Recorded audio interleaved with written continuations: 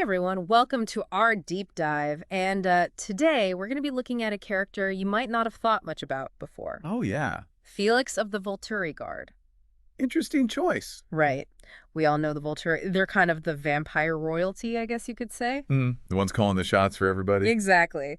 They pretty much run the show, but we're going to focus in on Felix specifically. Yeah, he's a fascinating one for sure. Definitely not a character we can just glance over, so we've got a lot to cover today. I think we're going to find there's a lot more to him than meets the eye. Absolutely. And we've got Bella's observations from the books, and we've got some fan theories. Oh, yeah. Always fun to dive into those. And, well, a whole lot of curiosity on our end, too. So Let's get into it. let's unpack this. You know, one of the things that I find so interesting about Felix is that he really highlights this contrast between the Volturi's image and their methods, Right. because they like to present themselves as this sophisticated, Yeah. almost regal group. Yeah. Very controlled. But their power ultimately rests on their willingness to use force. And Felix Oh, yes. is a walking embodiment of that. Definitely not your typical sparkly vampire. No, not at all. Remember how Bella describes him in New Moon? Oh, yeah, she was pretty intimidated. Huge, imposing. Built like a tank. Yes. You get the feeling that he could just snap Edward like a twig if Alec gave the word. Absolutely. Yeah. I think that his physique is a deliberate choice by Stephanie Meyer.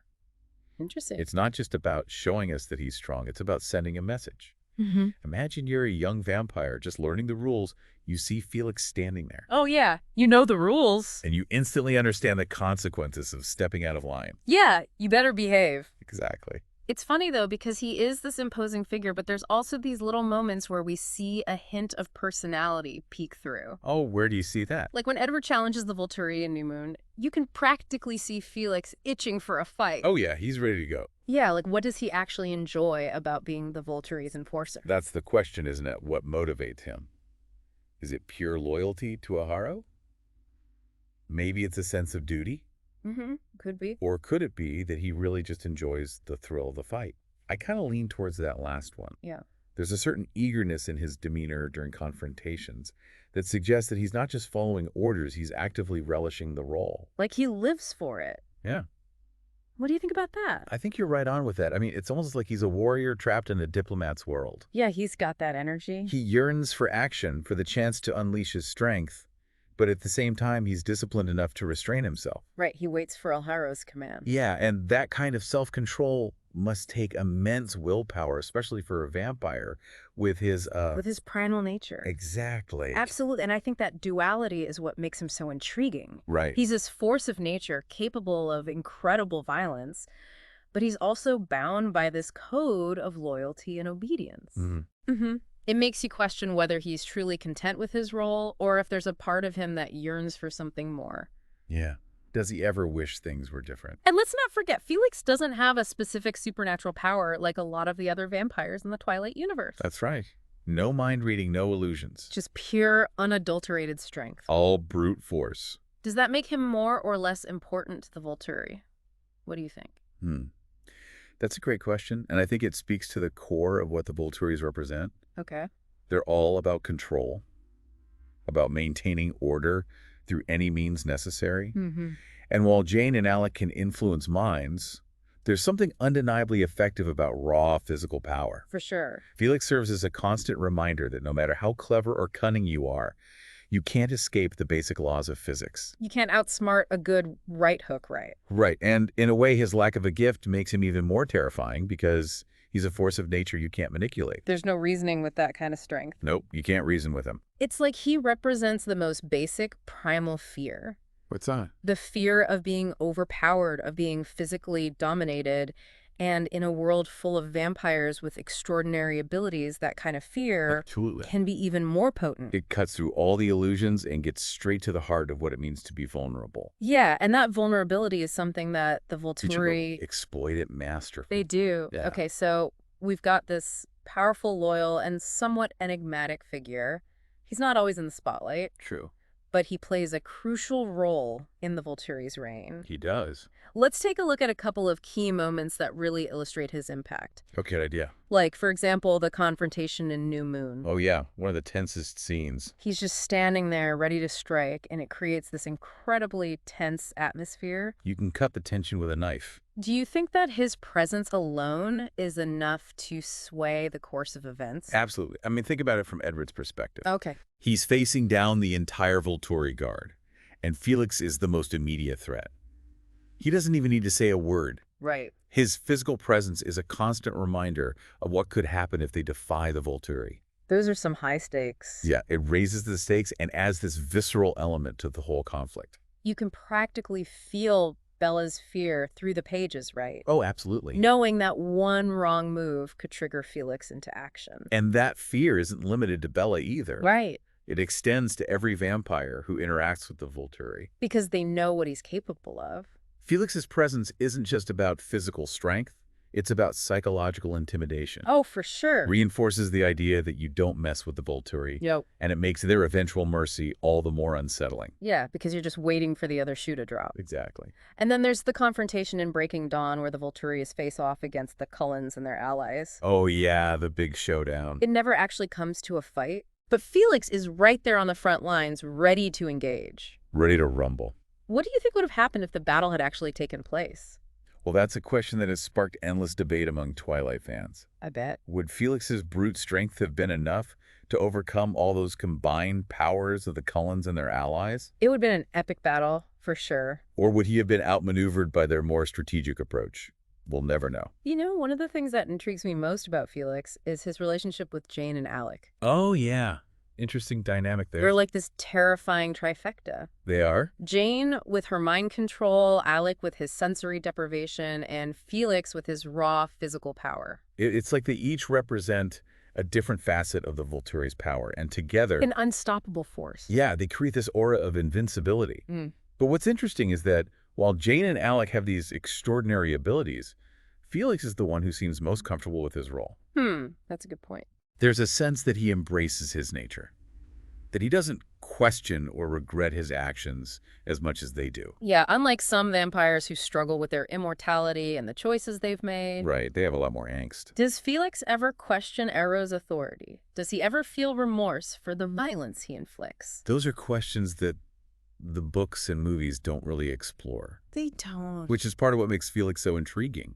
You know? Yeah. There's this depth to his character that's hinted at, but never fully revealed. Like, we just get these little glimpses. Exactly, and it makes you want to dig deeper to understand what motivates him, what drives his unwavering loyalty. It's like Stephanie Meyer gave us this fascinating puzzle. She did. And we're left to piece together the missing pieces. That's exactly what we're going to do in the next part of our deep dive. Yeah, can't wait. We'll delve into some fan theories, explore the possibilities of Felix's backstory, and see if we can uncover what truly lies beneath that stoic exterior. I am so ready. Let's do it. Okay, so we've established that Felix is way more than just Ero's muscle. Yeah, he's a fascinating character. But the books don't give us a ton to work with when it comes to, like, his backstory. Right, we're left with a lot of blanks. Or his inner life. Yeah, what's going on in that head of his? That's where fan theories come in, right? Oh, yeah. Fan theories are always fun. It's always fun to see what other Twilight enthusiasts have come up with. They can get pretty creative. Because Felix is such a stoic and kind of mysterious character, there's a lot of room for speculation. There is. For starters, his human life is a total blank slate. Yeah, we know nothing about it. We don't know where he came from, what his personality was like before he was turned. Not a clue. Or even how he ended up with the Volturi. It's like he just appeared out of thin air. Right. Fully formed and ready to serve a pawn. Ready to enforce. That blank slate is a playground for fan imagination. Oh, it is. And there's some really interesting theories out there. What have you come across? Well, one popular theory I've seen suggests that Felix was a warrior in his human life. Maybe a gladiator or a soldier in ancient Rome. Oh, that's cool. It would explain his combat skills and his comfort with violence. Makes sense. Doesn't it? And it would tie into the Volturi's own history, too, considering they've been around for centuries. Oh, for sure.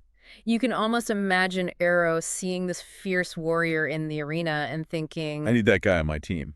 yes, exactly. It would make his transformation feel less random and more like a deliberate choice by Arrow to build this really powerful guard. Right, like he was handpicked for a reason. But some fans go in a completely different direction. Oh, really? They propose that Felix was actually a very different person as a human.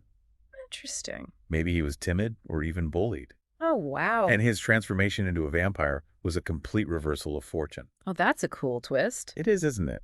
It would add a whole new layer of complexity to his character. Right, because then his unwavering loyalty to the Volturi could stem from a deep-seated need to prove his strength. Like overcompensating for his past. It's exactly to overcompensate for his past weakness. Kind of like a bullied kid becomes a bodybuilder, but with a vampire twist. Uh-huh, That's exactly. a good one. It makes you think about the psychological impact of becoming a vampire, Right. especially for someone as physically imposing as Felix. Did his transformation amplify pre-existing personality traits, or did it fundamentally change who he was? It's a good question. Okay, so we've got these contrasting theories about his human life, but what about his relationships with the other Volturi guards? Yeah, how does he get along with everyone else? We mostly see him with Jane and Alec, but there are these hints that his dynamic with Dimitri, another powerful guard, Dimitri, might be a bit more complicated. little tension there. Their relationship is definitely ripe for exploration. Totally. They're both incredibly strong and skilled. Yeah, top tier guards for sure. So it's natural to assume there might be some rivalry between them. Little competition.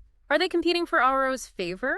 Maybe. Do they clash over tactics or strategies? Who knows? It'd be interesting to see. I've seen some fan fiction that even suggests they might have a grudging respect for each other. Oh, that makes sense. Born out of that competition. Yeah. It would be interesting to see how that tension would play out if they had to, like, work together to overcome a threat. Yeah, put their differences aside. That's the beauty of fan fiction, isn't it? It is. It lets us explore those what-if scenarios and imagine how these characters might interact Fill in the blanks that Stephen E. Meyer left us. in different situations. Exactly. Speaking of fan fiction, there's no shortage of romantic pairings for Felix either. Oh, yeah. The fans love to ship him with someone. It seems like fans can't resist trying to crack his stoic exterior and find the heart beating beneath all that muscle. I guess everyone's got a soft spot. What are some of the popular pairings? Well, the most popular one seems to be Felix and Jane. Oh, I've seen that one. I guess the contrast between their powers and personalities just sparks people's imagination. The quiet giant and the mind-controlling queen bee. It's got a certain appeal, doesn't it? It does. But there are other, less conventional pairings that explore different aspects of his character. Okay, like what? Some people envision him with a human, someone who sees past his intimidating exterior and connects with a hidden gentleness. Oh, that's sweet. Yeah, it is. It would be fascinating to see how Felix would navigate a relationship with a human. Especially considering the Volturi's strict rules about exposing the vampire world. Right. That would be tricky. It would definitely create some conflicts. And challenges. Oh, yeah, for sure. And that's what makes these fan theories so compelling. They really get you thinking. They force us to think about the characters in new ways to explore their motivation. Their vulnerabilities. And the possibilities that lie beyond the pages of the original text. Exactly. We're taking what Stephen E. Meyer gave us. And building on it. Yeah, creating our own interpretations and expanding the Twilight universe. In our own imaginations. But before we get too lost in fan theories, let's bring it back to the canon for a bit. Okay, back to the source material. We've talked about his strength and loyalty, but what about his actual role as an enforcer? What does that actually entail? That's a good question because it's easy to see him as just the muscle. Right. But I think his role goes much deeper than that. Okay, how so? He's not just carrying out Aro's orders. He's actively upholding the Volturi's laws and ensuring their control over the vampire world. That's a pretty weighty responsibility when you think about it. It is a lot of pressure. He's essentially a judge, jury, and executioner all rolled into one. He has the power to decide who deserves punishment. And how that punishment should be carried out. Exactly. That raises all sorts of moral questions, doesn't it? Oh, definitely. Does he ever question the Volturi's methods? Good question. Does he ever feel any remorse for the actions he's forced to take? I mean, it's hard to say. The books and movies don't really give us any insight into his inner thoughts on the matter. Right. They just show us his actions. Which just adds to the mystery surrounding his character. It's that lack of clarity, that ambiguity that makes him so fascinating. I agree. He could be a cold-hearted enforcer who takes pleasure in carrying out the Volturi's will. Or he could be a deeply conflicted soul, trapped in a role he never wanted. Feels obligated to fulfill. Right. Duty versus desire. Either way, it's clear that he takes his job very seriously. Yeah, there's no doubt about that. You never see him hesitate or question Ara's orders. He's a soldier through and through. He follows orders. And that unwavering loyalty is what makes him so valuable to the Volturi. They know they can count on him. They can trust him to carry out their most difficult tasks, no matter how brutal or morally questionable they might be. He's the guy they go to when they need something done. Exactly. But it also makes you wonder, what would happen if he ever did start to question their authority? Oh, what if he went rogue? Right. What would be the breaking point for That Felix? doesn't make him snap. What kind of event or revelation would shatter his loyalty and force him to choose between his own conscience and his duty to the Volturi? That's a good question. Something to think about. But for now, let's shift gears a bit and talk about Felix's impact on the Twilight Saga as a whole.